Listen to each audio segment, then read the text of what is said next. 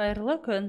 Бүгінгі қарастыратын модуліміз үлгерім журналы модульдің баптауларын қарастырамыз. Ең алдымен бағалар типі бөлімін таңдаймыз, яғни әр бақылау түрі бойынша кімдер баға қояды, соны көрсетеміз. Ол үшін реттеулер бөліміне өтеміз. Баға типі бөлімін таңдаймыз және де бұл бөлімдегі баға типтері бөлімінен өзімізге қажетті баға типтерін таңдау арқылы баға қоюға рұқсат беруді тарату бөлімінде кімдер баға қоя алады, кімдер баға өзгерте алады, қайта тапсыру, апелляцияларды белгілеу кімдерге арналған, сол мәндерді қойып сақтаймыз. Келесі журнал үлгерімдік журналын таңдаймыз. Ашылған бетте келесі ақпараттар қарастырылған. Сол жақ бөлімде пәндердің тізімі қарастырылған. Оң жақ бөлімде үлгерім журналының баптаулары, бағалардың өзгеруі туралы тарихы, қорытынды бағалар, қайта есептеулер, рұқсаттамалар ашу мәндері қарастырылған. Қандай да бір журналға өту үшін пәннің атауын таңдаймыз. Ал егер де бізге нақты бір топ қажет болса, онда оң жақ бөлімдегі сұрыптамаларды жасау арқылы қарауымызға болады. Бұл жерде бізде білім беру бағдарламаларының тобы, білім беру бағдарламалары, курстар бойынша, топтар бойынша және пәндер бойынша немесе модульдер бойынша сұрыптамалары қарастырылған. Егер бізде бұл модульге жатпайтын жеке пәндер болса, біз пәндер бойынша мәнін қалдырамыз. Ал егер де бұл модульдік пәндер болса, онда модуль бойынша мәнін таңдау арқылы өзімізге қажетті сұрыптамаларды жасау арқылы тобымызды таңдаймыз. Келесі модулімізге баптаулар жасау үшін үлгерімдік журналының баптаулары батырмасын таңдаймыз. Ашылған бетте өзімізге қажетті жылды қосамыз, яғни қажетті оқу жылын қосып жасау батырмасын таңдауымызға болады. Немесе осыған дейінгі құрастырылған оқу жылын таңдау арқылы, көшіру батырмасын таңдау арқылы өзімізге қажетті оқу жылына баптауларды көшіруімізге болады. Журналға баптаулар жасау үшін қажетті жылын таңдап редакциялау батырмасын таңдаймыз.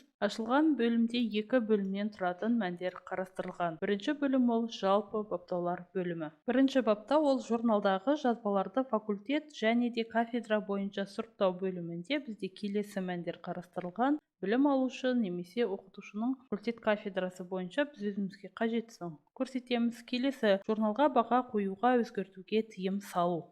Үнсіздік бойынша бұл ұяшық бізде белгіленбейді. Егер бұл ұяшықты таңдасақ, онда бізде қосымша мерзімі өткеннен кейін бөлімше ашылады. Бұл жерде 1-ден 7-ге дейінгі мәндер қарастырылған, соны көрсетеміз. Яғни уақыт өте бөлімінде 7-ге дейін мән қарастырылған. Яғни уақыт өте бөлімінде біз қандай да бір күнді көрсеткеннен кейін аптаның күні, содан кейін сіз бағаларды өзгерте алмайсыз бөлімінде біз аптаның күнін көрсетеміз. Яғни осы бөлімде көрсетілген күннен кейін баға өзгертілмейтін болады. Келесі баптау ол өңдеу мерзімі аяқталғанша ағымдағы рейтингті өңдеуге рұқсат етіңіз. Бұл баптау мерзімі өткеннен кейін бөлімінде көрсетілген уақытқа сай ашылатын болады. Бір күн ішінде бір пән бойынша білім алушыға қоюға болатын күнделікті бағаның максималды саны. Бұл жерге үнсіздік бойынша 3 мәні белгіленген. Бұл жерге өзімізге қажетті мәнді көрсете аламыз. Баптаудың келесі түрі ол емтихан қабылдаушыға қорытынды бақылау үшін бағаларды қоюға рұқсат беріңіз. Егер бұл ұяшықты белгілесек, емтихан қабылдаушыға қорытынды бағаны қоюға мүмкіндік береді. Келесі журналда орташа ағымдық бағаны көрсету. Егер бұл бөлім таңдалған болса, онда ағымдық бағаны үлгерім журналында көрсететін болады. Келесі білім алушының орташа ағымдағы бағасын және үлгерім журналындағы рұқсат рейтингін егер әрбір күн үшін кемінде бір баға қойылса, пәннің қосылған журналын есептеңіз. Егер де бағамыз бұл көрсетілген негізде есептелінетін болса, онда бұл ұяшығымызды белгілейміз. Келесі жалпы ағымдық бағаны есептеу форматы. Бұл бөлімде сабақтың барлық түрлері бойынша ағымдағы бағалардың орташа арифметикалық мәні бейнеленеді. Келесі бұған қоса бізде сабақ түрлерін таңдау баптауы қарастырылған. Баптауды таңдау барысында жалпы ағымдық бағаны есептеуге арналған сабақ түрлері қарастырылған. Яғни сабақ түрлерін таңдау, егер де бұл бөлімді таңдайтын болсақ, бізде көрсетілген пәндерге қай сабақ түрі бойынша ағымдық баға есептеледі, сол сабақ түрлерін белгілеу қажет. Яғни бізде оқу жоспарда көрсетілген пәннің сабақ түрлері ол дәріс, практикалық, семинарлық, лабораториялық жұмыстар, студиялық сабақтар студенттің оқытушымен өздік жұмыстары. Яғни қай сабақ түрлері бағалану керек, сол ұяшықтарды белгілеп сақтаймыз. Егер де бізде сабақ түрлерінде әртүрлі кредит сандары, әртүрлі сағат сандары болса, онда біз әртүрлі пәнге жеке-жеке қоюымызға болады. Немесе біз бірыңғай мәндерді таңдау, ұяшығын таңдау арқылы әр академиялық дәрежелер бойынша қандай сабақ түрлері бағалану керек, соны көрсетеміз. Қажетті мәндерді көрсету арқылы сақтаймыз. Яғни бірыңғай барлық академиялық дәрежелерге бір баптау жасалынады. Баптаудың келесі түрі ағымдық орташа бағаны есептеу түрі. Бұл өрісте бізде келесі мәндер қарастырылған. Ол сабақ түрлері бойынша орташа ағымдық бағаны есептеу және де сабақ түрлері бойынша бағалардың жалпы қосындысымен орташа ағымдағы бағаны есептеу. Екі мән қарастырылған, біз өзімізге қажеттісін көрсетеміз. Келесі орташа ағымдағы баға негізінде аралық бақылауды есептеңіз. Егер де бізде аралық бақылау орташа ағымдық баға бойынша есептелінетін жағдайда осы ұяшықты белгілейміз. Және де аралық бақылауға рұқсат беретін балдың төменгі деңгейі бөлімінде қандай бал төменгі мән болып есептелінеді, сол мәнді көрсетеміз. Баптаудың келесі түрі ол бізде модуль бойынша барлық пәндер бойынша қорытынды бағалау бағасы кем дегенде қанағаттанарлық болған жағдайда баға модуль бойынша қорытынды бағаны есептеңіз. Баптауымыздың келесі түрі ол жіберу рейтингін есептеуде бөжді ескеру. Егер бұл ұяшықты белгілесек, академиялық дәрежелер бойынша көрсету батырмасы пайда болады. Және де сол академиялық дәрежелерге арналған мәндерді көрсетеміз. Келесі жүйеге қолжетімділігі бұғатталған білім алушылар үшін баға қоюды бұғаттау. Яғни бұл ұяшық белгілесек, келесі бізде баға түрлері бөлімі белсенді болады. Бұл жерде қандай баға түрлері бойынша білім алушыларға баға қою бұғатталу керек, сол баға түрлерін көрсетеміз. Баптаудың келесі түрі модуль журналы үшін қорытынды бақылауға жіберу кезінде жіберу рейтингін ескеріңіз. Ұяшығын белгілесек, модуль бойынша немесе модульге кіретін әрбір пәндер бойынша мәндері қарастырылған. Яғни бұл жерде екі мән қарастырылған, біз өзімізге қажеттісін таңдаймыз. Келесі сараланған сынақ үшін бағаны жіберу рейтингіне тең етіп орнату. Яғни бұл ұяшықты белгілейтін болсақ, онда дифференциалдық сынақ бағасы жіберу рейтингі өрісінен көшіріліп қойылатын болады. Яғни аралық бақылаудың соңғы бағасы қойылғаннан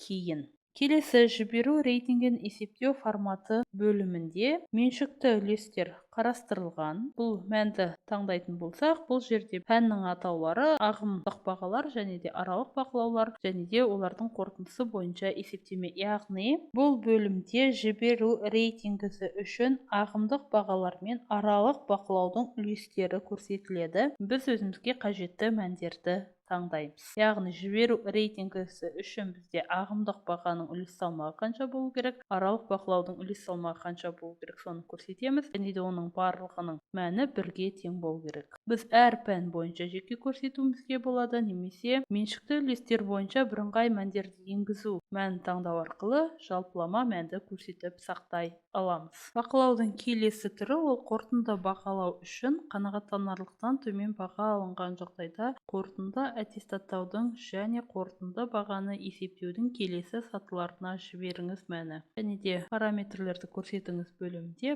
академиялық дәрежелер бойынша курстарды көрсететін боламыз. Баптаудың келесі түрі ол модульдің әр пәні бойынша жеке қорытынды бағалау. Модуль бойынша жиынтық бағалау есебімен оқуды аяқтау нысаны бар. Модульдер бойынша барлық кезең бойынша жиынтық есептеме соңғы аттестациялық кезеңдегі модульдің және модуль бойынша бағалауды көрсету мәні. Яғни егер де бізде модульдің әрбір пәні бойынша жеке қорытынды бағалау соңғы академиялық кезеңдегі модульді және модуль бойынша бағалауды есепке алынатын жағдайда бұл ұяшықты белгілейміз. Осылайша үлгерім журналының жалпы баптаулар бөліміндегі баптауларымыз орындалады. Келесі бөлім ол өтініштер. Яғни егер де сіздің жоғары оқу орнында өтінім беру модулі бар болған жағдайда біздерде өтініштер бөлімі пайда болады. Өтініштер бөлімінде келесі мәндер қарастырылған. Бағаларды редакторлеуге қолжетімділікті ашу туралы өтінішті беру қолжетімділігіне рұқсат беру.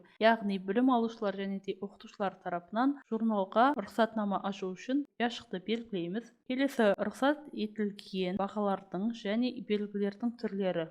оқытушылар бойынша, яғни қандай түрлер бойынша өтінім бере алады, соны көрсетеміз. Келесі сабақта болмауды білдіретін белгілердің түрлері бойынша білім алушылар қандай белгілер бойынша өтінім бере алады, соны көрсетеміз. Келесі бағаларды қоюға берілетін күндердің саны. Үнсіздік бойынша бұл жерде 3 күн қарастырылады. Біз өзімізге қажетті мәнді көрсетеміз. Келесі, бұл бөлімде көрсетілген уақыттан кейін сабақтар үшін бағаларды қоюға өтініш беру кезінде түсіндірме хатты сұрату. Яғни білім алушылар тарапынан және де оқытушылар тарапынан берілетін өтінімдер қай уақытқа дейін қабылданады, сол уақытты көрсетеміз. Келесі, келісу парақтары, яғни бұл бөлімде өтініш беруші және де өтініштердің түрлері, өтініш бойынша келісетін тұлғалар бөлімдері қарастырылған. Қосу батырмасын таңдау арқылы өтініш беруші, өтініш түрін таңдаймыз. Яғни егер де біз оқытушыны таңдасақ, бұл жерде оқытушы үшін бағаларды өзгертуге рұқсат беру мәні қарастырылған. Біз өзімізге қажетті өтініш түрін таңдаймыз.